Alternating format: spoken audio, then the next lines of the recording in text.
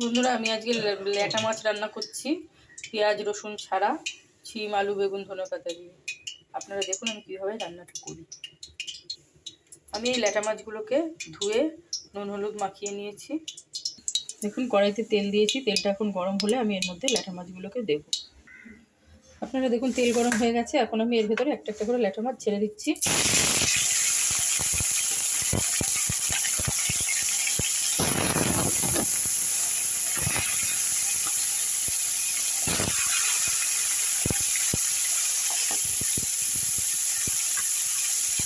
এখন আমি এই মাছগুলোকে এইভাবে ভেজে তুলে নেব।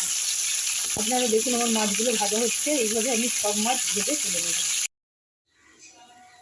আপনারা দেখুন আমি সব মাছগুলো ভেজে তুলে নিয়েছি।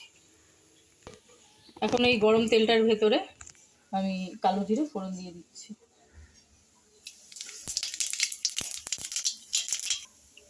দেখুন ফোড়নটা ভাজা হয়ে গেছে, এখন আমি এর ভেতরে ওই আলু বেগুন শিম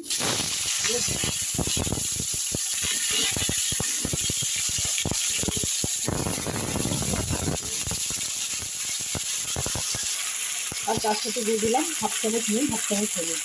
দিয়ে একা একা ফোনটা ধরে ভিডিও করছি, তো ওই জন্য আমি সব কিছু দেওয়াটা আমি দেখাতে পারছি না। ঠিক আছে, এখন আমি এইগুলোকে ভাজি, এইভাবে ভাজা করি। এগুলো একটু ভাজা ভাজা হয়ে গেলে তখন আমি এর ভেতরে মশলাগুলো দিয়ে দিচ্ছি।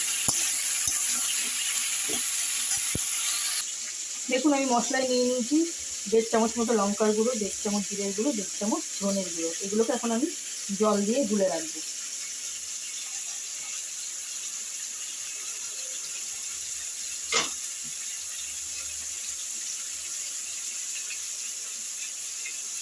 ব্যাস, ওই তরকারিগুলো ভাজা হয়ে গেলে আমি তখন এই মশলাটা ওর ভেতরে দিয়ে দেবো।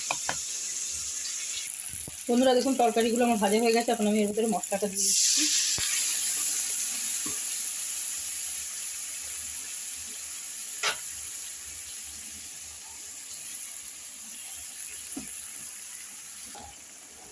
তার সাথে দিয়ে দিচ্ছি হলুদ। এখন আমি এই সবজিগুলোকে এইভাবে কষাতে থাকবো। নুনটা দিইনি, নুনটা পরে টেস্ট করে দেবো, যদি লাগে দেবো, না লাগলে দেবো না।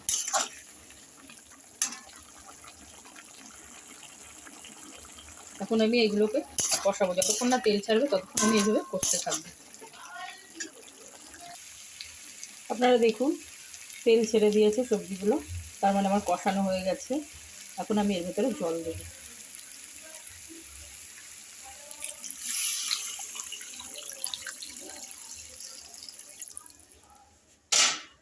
ব্যাস,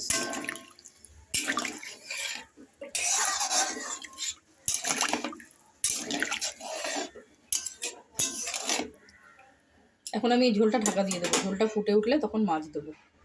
আপনারা দেখুন ঢাকা চাপা দিয়ে দিয়েছি, ঝোলটা ফুটে উঠলে আমি তখন ঢাকা চাপা খুলে মাছগুলো এর ভেতরে দেবো।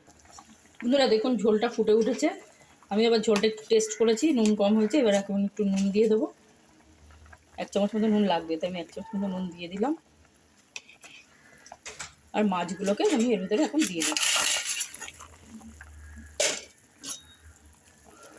পাতলা ঝোল বলে ঝোলটা একটু বেশি করে দেওয়া হয়েছে। মাছগুলো দিয়ে দিলাম। এখন মাছগুলো দিয়ে অল্প একটু ধনেপাতা দিলাম। ধনেপাতাটা আবার আমি ঠিক নামানোর আগ দিয়ে দেবো। এখন আবার ঢাকা দিয়ে দেবো, দিয়ে কিছুক্ষণ ফুটতে দেবো। বন্ধুরা দেখুন মাছের ঝোলটা আমার হয়ে এসছে, আমি এখন ওর মধ্যে বাকি ধনেপাতাগুলো দিয়ে দেবো।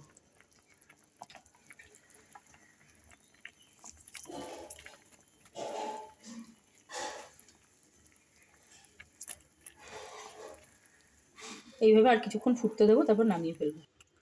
বন্ধুরা দেখুন তৈরি হয়ে গেছে আমার পাতলা ল্যাটা মাছের ঝোল। আমার রান্নাটা যদি আপনাদের ভালো লাগে তাহলে লাইক কমেন্ট এবং সাবস্ক্রাইব করবেন।